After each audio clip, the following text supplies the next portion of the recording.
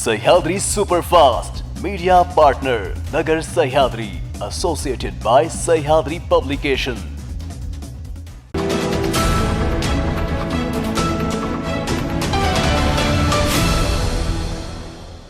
नमस्कार, मी पूनम न्यूज 24 सह्याद्रीमध्ये आपलं स्वागत। पाहूया देश विदेशासह राज्यातील महत्त्वपूर्ण बातम्यांचा आढावा सह्याद्री सुपरफास्ट मध्ये। वाघांच्या संख्येचा अंदाज घेण्याकरिता राष्ट्रीय स्तरावर निश्चित केलेल्या पद्धतीचा वापर होतो। दर 4 वर्षांनी होणाऱ्या अखिल भारतीय व्याघ्र प्रगणनेत वाघांसोबत त्यांचे भक्ष्यांचा अंदाज सुद्धा घेण्यात येतो। त्यामध्ये इतर वन्य प्राण्यांची संख्या निश्चित न होता फक्त भूप्रदेशनिहाय घनतेबाबत माहिती मिळत असल्याने पाणवठ्यांचे संनियंत्रणाचे काम होते। एकंदरीत 5 स्थळावरील निसर्ग अनुभव व उपक्रमासाठी पारंपरिक पद्धती व वन विभागाबाहेरील व्यक्तींचा त्याग असणारा सहभाग पाहतात। या वर्षी बुद्ध पौर्णिमेचे औचित्य साधून निसर्ग अनुभव उपक्रमांचे आयोजन उमरेड पवनी कराडला अभयारण्यात दिनांक 22 मे रोजी दुपारी 3 वाजतापासून 23 मेच्या संध्याकाळी 8 वाजेपर्यंत करण्यात आले होते। दरम्यान सदर अभयारण्यातील उमरेड कुही आणि पवनी या 3 वन परिक्षेत्रात एकूण 34 लाकडी मचाणी उभारण्यात आल्या होत्या। या उपक्रमात 3 वन परिक्षेत्रात स्थायिक हौशी नागरिक व वन विभागाचे अधिकारी मिळून 103 लोकांनी सहभाग नोंदविला होता। निरीक्षणादरम्यान एका मचाणीवर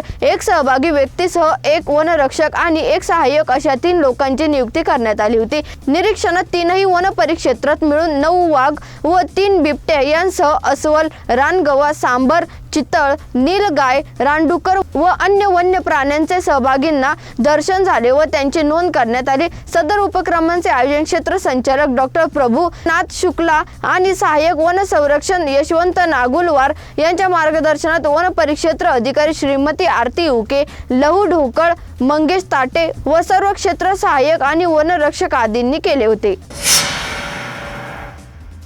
गोंदिया शहर पोलीस स्टेशनच्या हद्दीतील छोटा गोंदिया परिसरातील जितेश चौक येथे युवकाची धारदार चाकूने वार करून हत्या करण्यात आल्याची घटना दिनांक 23 मेच्या रात्री 11 वाजेच्या सुमारास घडल्याने सर्वत्र एकच खळबळ उडाली आहे। राहुल बिसेन असे मृतकाचे नाव असून मनीष भोयर असे आरोपीचे नाव आहे। माहितीनुसार मृतक व आरोपी यांच्यामध्ये क्षुल्लक कारणावरून वाद झाला आणि रागाच्या भरात मनीषने राहुल याच्यावर चाकूने वार करून त्याची हत्या केली। त्यानंतर मनीषने घटनास्थळावरून पळ काढला। दरम्यान परिसरातील नागरिकांनी राहुलला रुग्णालयात नेले असता डॉक्टरांनी तपासून त्याला मृत घोषित केला आहे। या घटनेची नोंद गोंदिया शहर पोलिसांनी केली असून आरोपी मनीष भोयर याचा पोलीस शोध घेत आहेत। पंजाबमधील हरियाणाच्या अंबाला येथे गुरुवारी रात्री ट्रक आणि मिनी बसचा भीषण अपघात झाला। या दुर्घटनेत एकाच कुटुंबातील 7 जणांचा मृत्यू झाल्याची हृदयद्रावक घटना घडली आहे। दिल्ली जम्मू राष्ट्रीय महामार्गावर रात्रीच्या सुमारास ही भीषण अपघात घडला आहे। त्यामध्ये 25 जण जखमी झाल्याची माहिती असून पोलीस व प्रशासनाने घटनास्थळी धाव घेतली होती। पोलिसांनी पंचनामा करून मृतदेह शवविच्छेदनासाठी रुग्णालयात पाठवले आहेत, तर जखमींना जवळील शासकीय रुग्णालयात उपचारासाठी दाखल करण्यात आला आहे। दरम्यान पंतप्रधान नरेंद्र मोदींनी ट्विट करून शोक व्यक्त केला आहे।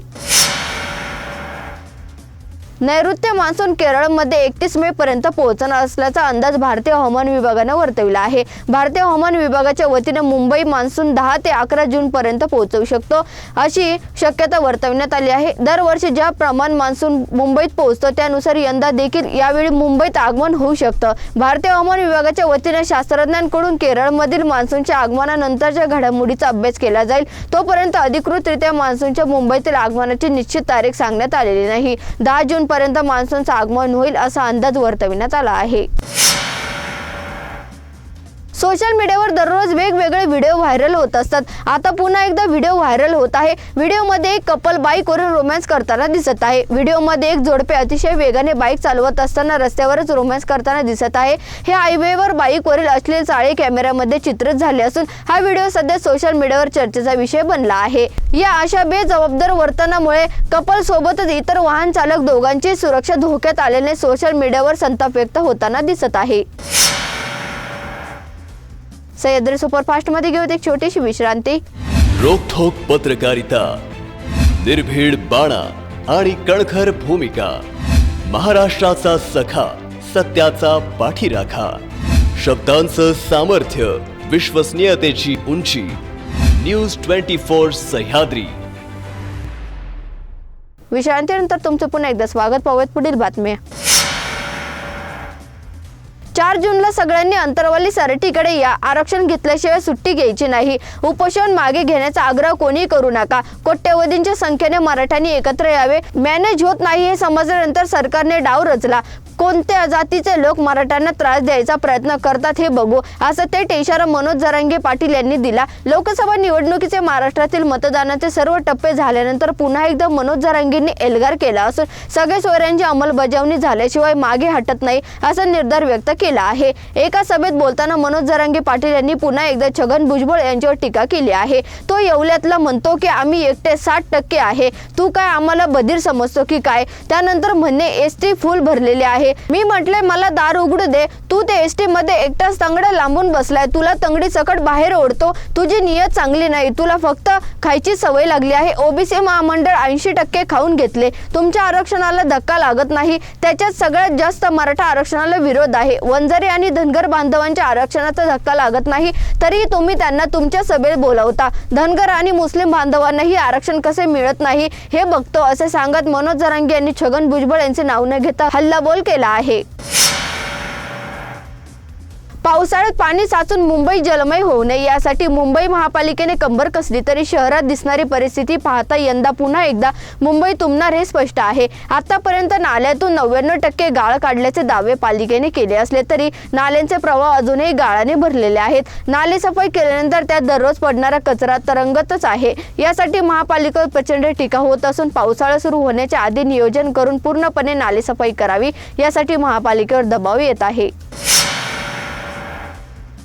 पंतप्रधान नरेंद्र मोदी यांनी हिमाचल प्रदेशमधील सिरमौर येथे एका जाहीर सभेला संबोधित करताना काँग्रेसवर हल्लाबोल करत काँग्रेसचं सरकार कमकुवत असल्याचं म्हटलं आहे. एकेकाळी पाकिस्तान भारताच्या डोक्यावर नाचायचा, पण मोदींनी ठरवलं की भारत आता घरात घुसून मारणार. आज बघा त्यांची काय अवस्था झाली आहे. काँग्रेस आपल्या राजवटीत जगाकडे मदत मागायची. देशात भाजपचे सरकार येणार हे निश्चित असल्याचा विश्वास पंतप्रधान मोदींनी व्यक्त केला आहे. कल्याणी नगर घटनेतील आरोपीला अवघ्या 15 तासात जामीन मिळतो, हे अत्यंत गंभीर आहे. यातून गरीब आणि श्रीमंतांना वेगळे कायदे असल्याचं स्पष्ट दिसत आहे. हे अत्यंत आक्षेपार्ह आणि सामान्यांना न्याय नाकारणारे आहे. पोलिसांनी हे प्रकरण गांभीर्याने हाताळले नसल्याने या प्रकरणाची न्यायालयीन चौकशी करावी, तसेच दोषींना कठोर शिक्षा व्हावी अशी मागणी प्रदेश काँग्रेस कमिटीचे अध्यक्ष नाना पटोले यांनी केली आहे. तसेच पत्रही त्यांनी मुख्यमंत्री एकनाथ शिंदे यांना दिले आहे. महाराष्ट्रातील लोकसभा निवडणुकीचा जल्लोष संपल्यानंतर आता विधान परिषद निवडणुकीचा बिगुल वाजला आहे. लोकसभा निवडणुकीचा निकाल 4 जून रोजी लागणार आहे. त्यानंतर विधान परिषदेच्या निवडणुका होणार आहेत. विधान परिषदेच्या 4 जागांसाठीच्या निवडणूक कार्यक्रमाची नव्याने घोषणा करण्यात आली आहे. 2 शिक्षक तर 2 पदवीधर मतदारसंघासाठी ही निवडणूक होत आहे. मुंबई आणि कोकण पदवीधर मतदारसंघ तर नाशिक आणि मुंबई शिक्षक मतदारसंघात ही निवडणूक होणार आहे. या निवडणुकीसाठी 10 जून ही तारीख जाहीर करण्यात आली होती. मात्र आता विधान परिषद निवडणुकीची तारीख बदलण्यात आली आहे. नव्या वेळापत्रकानुसार पदवीधर व शिक्षक मतदारसंघाच्या निवडणुकीसाठी 26 जून रोजी मतदान होणार आहे. सह्याद्री सुपरफास्ट मध्ये इथे संवाद मात्र तुम्ही पाहत राहा न्यूज 24 सह्याद्री.